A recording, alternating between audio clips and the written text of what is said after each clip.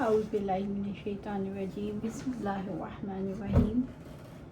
پھر آپ یہ دیکھیے کہ جس وقت آپ صلی اللہ علیہ وسلم غار حرا میں تھے، جب آپ صلی اللہ علیہ وسلم پر پہلی وحی آئی، اس وقت سے لے کر آخری لمحے تک، جب تک کہ آپ صلی اللہ علیہ وسلم نے جانے آفرین کے سپرد کی، آپ صلی اللہ علیہ وسلم کی زندگی ایک اللہ کے بلاوے کی تصویر نظر آتی ہے، اللہ تعالیٰ کے راستے کی دعوت کی تصویر۔ آپ صلی اللہ علیہ وسلم کی ساری زندگی اسی جد و جہد کی کہانی ہے، آپ صلی اللہ علیہ وسلم کی ساری زندگی اسی مشن کی داستان ہے۔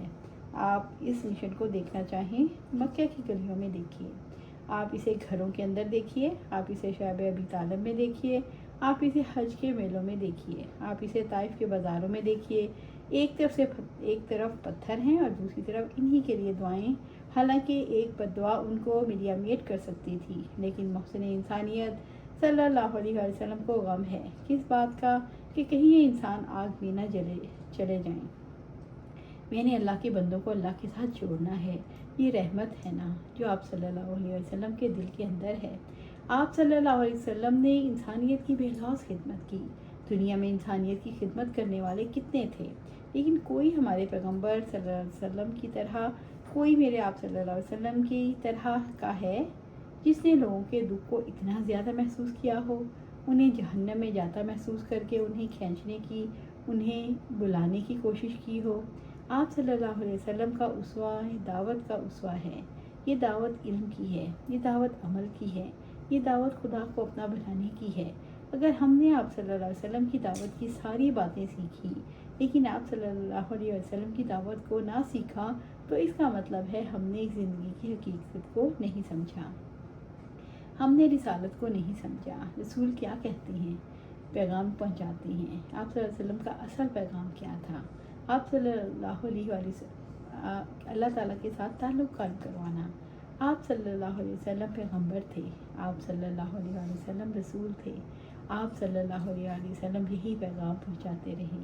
میں اس وقت آپ کے سامنے ایک ہزلی نوجوان کا واقعہ رکھنا چاہتی ہوں جو بکریوں کا چرواہا تھا، اور چرواہاؤں کا مزاج عام انسانوں سے تھوڑا سا مختلف ہوتا ہے۔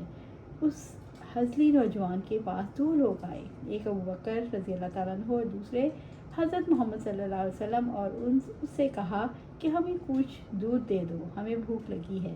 اس نے کہا میں تو نہیں دے سکتا کیونکہ یہ بکریاں میری نہیں۔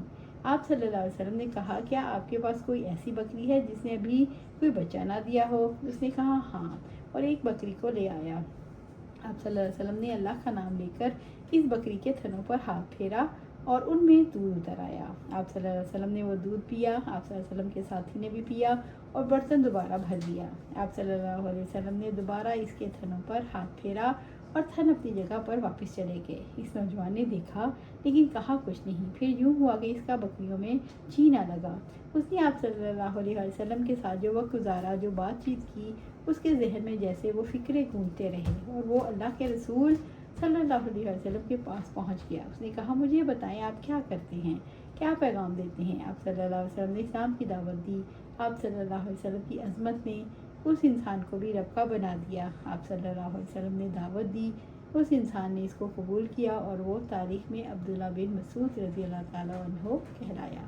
اللہ سبحانہ وتعالیٰ سے دعا ہے ہمیں قرآن و سنت پر عمل کرنے کی توفیق دے، اس پر جما دے اور جنت الفردوس کے اعلیٰ مقام پر اپنے پاس گھر عطا فرمائے۔ آمین یا رب العالمین۔